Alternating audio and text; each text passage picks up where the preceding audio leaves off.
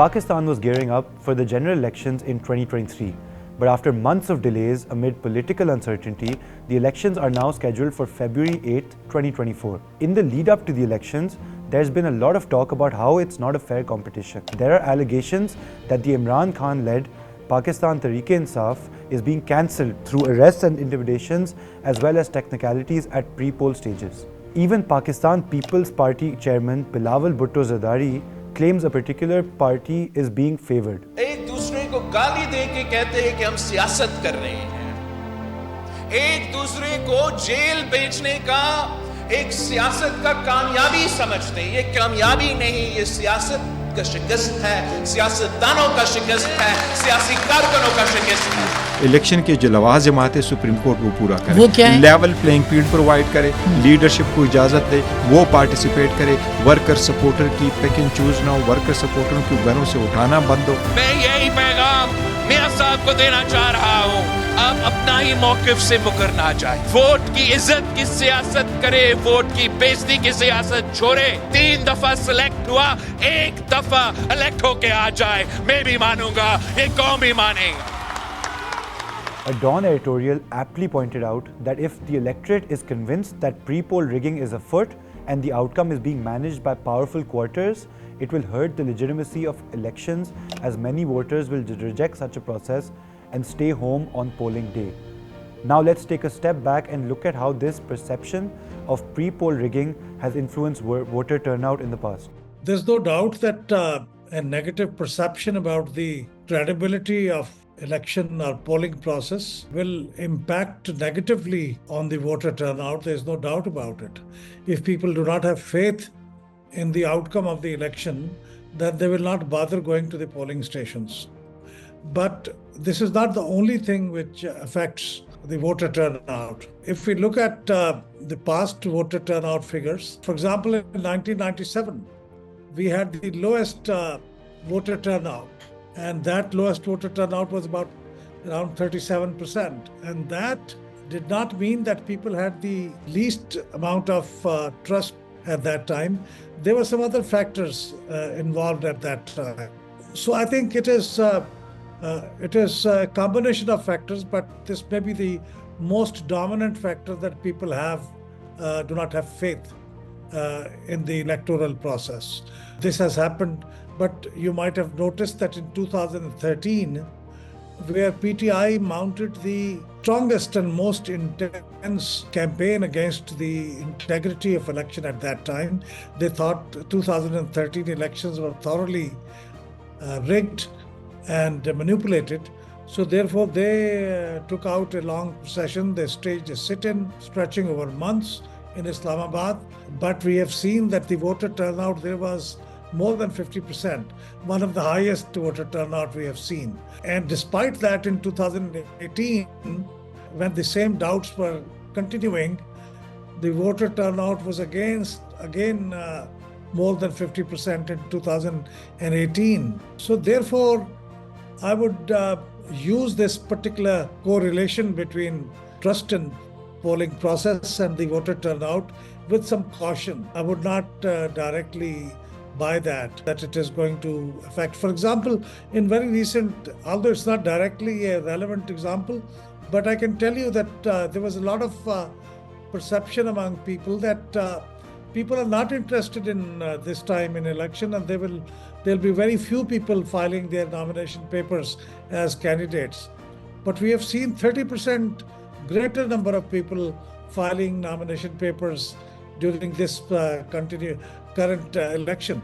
So this is something which sometimes is very difficult to really analyze or difficult to find the correct reason.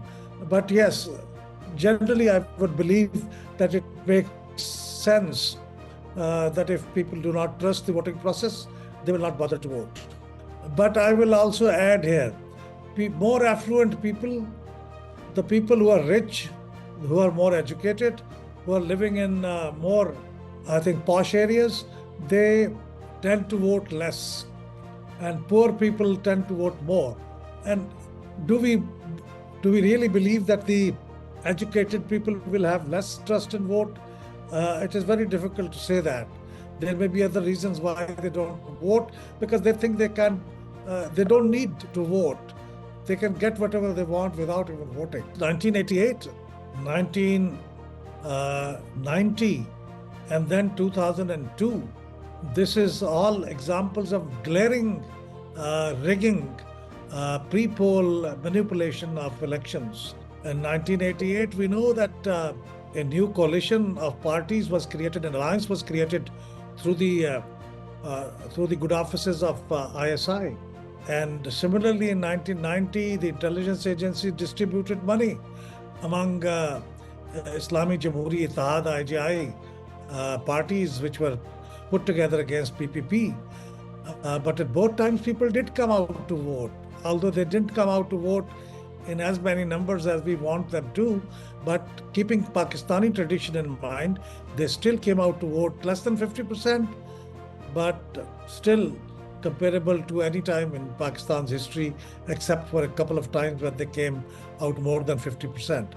So people did come out to vote, and people do come out to vote despite all the doubts. As I gave you the example that now, even if there is a lot of talk about that the elections are heavily being manipulated, but still people have filed more nomination papers than ever before. 30% more people tried to become candidates of whatever political party they come from than they did in the past elections. But if you want to check about the parties, then we have statistics available that 23% of the nomination papers of PTI were rejected. I do not have the statistics of other political parties, but PTI is the one which said their nomination papers were rejected in the largest number. So even that was 23%, which means about 77% of the nomination papers were accepted, even by returning officers. But after they were appealed before the appellate tribunals, I'm sure this percentage might have improved because close to 80% of rejected nomination papers have been restored by the appellate tribunals, according to the numbers which I get roughly from the media. And this is also borne out by the fact that about 70 to 75% appeals against rejection were sustained even in the previous election. So therefore, in the end, we have yet to see the numbers by the end of today. Hopefully we'll have some numbers tomorrow, that what is the number of candidates, overall number of candidates finally after this whole process. And then we will be able to form an opinion. What I'm saying is that coming back to the subject of voter turnout, that I am agreeing that voter turnout gets affected by the climate, which suggests that there is not credibility of the electoral exercise. But that is not the only factor which affects them. Security environment will also affect. Weather will also affect. Where they see, even if not necessarily by rigging, but even by a genuine electoral process, they see much less change coming in the next election, then people don't bother to vote. I mean, for example, if there is a dominant candidate and they know that this particular party is so strong that very little chance for this party to lose, so they see that the result is already foregone. So they would not bother to go to the polling stations. So these are some of the other factors which affect the voter turnout.